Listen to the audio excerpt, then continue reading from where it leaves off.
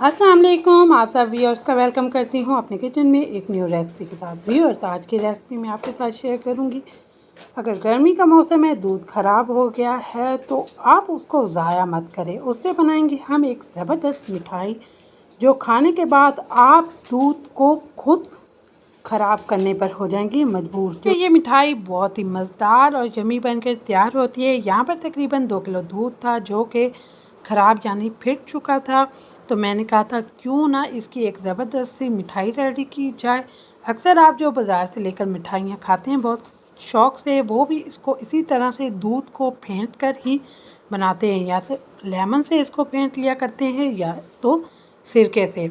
यहाँ पर तो इसमें बिल्कुल स्मेल वगैरह नहीं थी, बस इसमें गुठलियाँ बन गई थी। तो मैंने इसकी एक बहुत ही ज़बरदस्त सी मिठाई रेडी कर ली थी। सबसे पहले हमने दूध को खुश्क कर लेना है। तब तक खुश्क करना है जब तक ये पानी अच्छे से ड्राई ना हो जाए। तकरीबन आधे घंटे के लिए मीडियम आंच पर हम इस पानी को अच्छे से ड्राई होने देंगे। यहाँ पर तकरीबन 50 to 70% पानी अच्छे से ड्राई हो चुका था। इसको मज़ीद और ड्राई करेंगे जब तक हमारा पानी हो रहा है ड्राई।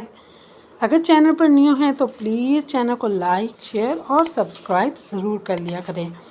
यहाँ पर तकरीबन हमारा पानी अच्छे से ड्राई हो चुका था। तो मैंने वो जो दूध ख़राब था उसको पानी को ड्राई करने के बाद एक कढ़ाई में शिफ्ट कर दिया था। बाकी हम जो भुनाई है उसकी कढ़ाई में करेंगे और जो चीज़ें हमने इसमें शामिल करनी है वो भी इसी स्टेज पर करनी है। सबसे पहले हमने इसको जो थोड़ा बहुत सा पानी में शुगर को शामिल कर देना है। यहाँ पर आधा पाव यानी कि 125 ग्राम मैंने शुगर का इस्तेमाल किया था। इसमें हम डाल देंगे क्योंकि जैसा कि आप जानते हैं कि शुगर में भी पानी होता है। तो ये अच्छे से जब ड्राई हो जाएंगे तो फिर हम इसकी भुनाई कर लेंगे।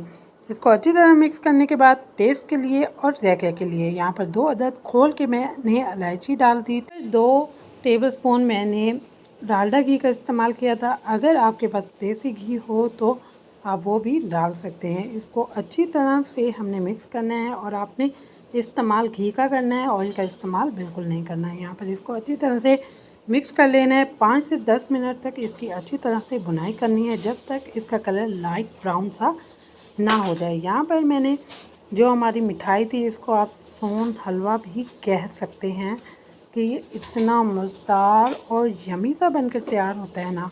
जब आप इसको एक दफ़ा बनाएंगे तो आप इसको बार बार बनाने पर हो जाएंगे मजबूर।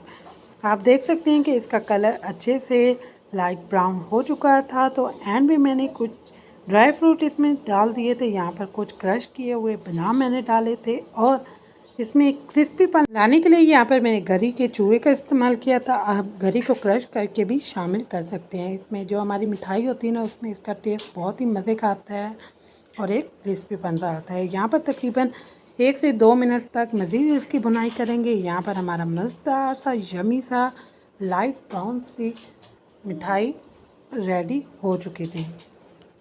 अब आप इसको किस तरह शेप दे सकते हैं, आप चाहे तो इसको किसी भी बॉक्स में डालकर बॉक्स शेप दे सकते हैं। मैंने यहाँ पर इसको एक स्पून शेप दी थी। यहाँ पर स्पून ली थी और गर्मा गर्म को ही इसमें डालकर शेप देती गई थी। आप भी इसी तरह बनाकर इसको ये शेप दे लें या आपके पास कुकी कटर्स हों आप उनकी शेप भी इसको दे सकते हैं।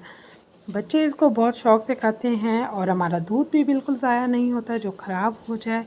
और ये ज़बरदस्त सी मिठाई घर पर रेडी करें। एंड में थोड़ा थोड़ा सा गरी का चूरा शामिल कर दिया था। यहाँ पर हमारी ज़बरदस्त सी मिठाई रेडी हो चुकी थी, वो भी ख़राब दूध से। बनाएंगे तो किसी को यकीन भी नहीं आएगा कि ये हमने ख़राब दूध से तैयार की है और इसका टेस्ट तो बहुत ही लाजवाब था। Thank you watching my video.